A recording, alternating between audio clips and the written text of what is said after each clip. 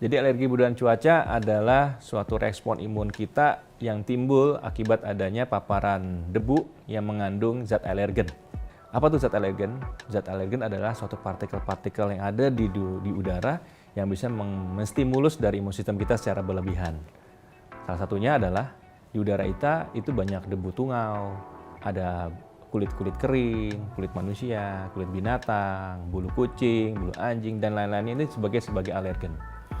Ini adalah suatu zat-zat yang perlu kita waspadain karena tanpa kasat mata ini bisa menyebabkan kita untuk selalu mengalami alergi.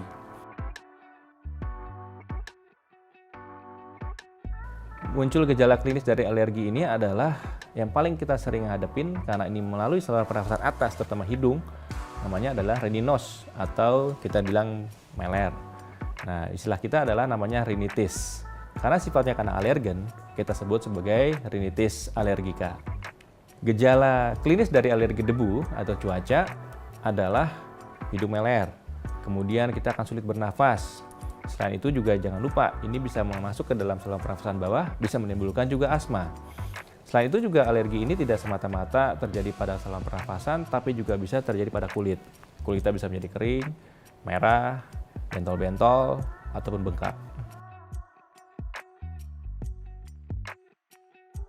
Penyebab alergi debu ataupun cuaca tidak lain adalah kemampuan badan kita punya genetik atau tidak. Jangan lupa kita tanyakan kepada keluarga kita, sanak saudara kita ada nggak nih bakat terhadap suatu alergi.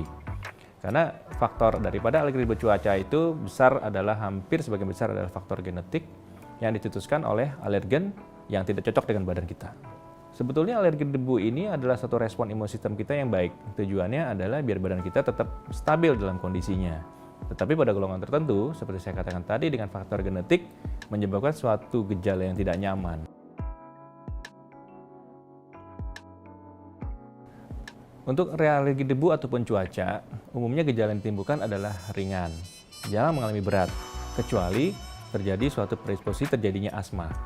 Jadi kalau pasien dengan rinitis alergi, ini umumnya acap kali mengalami gangguan untuk kualitas hidup saja seringkali. Karena sulit bernafas, ataupun sulit aktivitas, ataupun badan tidak nyaman, seperti yang ditimbulkan oleh rinitis alergi.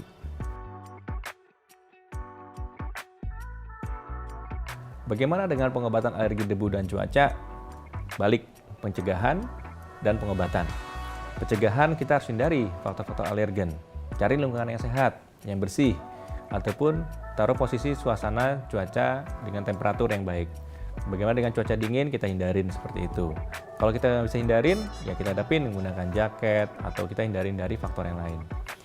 Pengobatan adalah dengan cara pemberian terapi pengobatan kortikosteroid, kemudian kita berikan dekongestan atau pelega daripada hidung.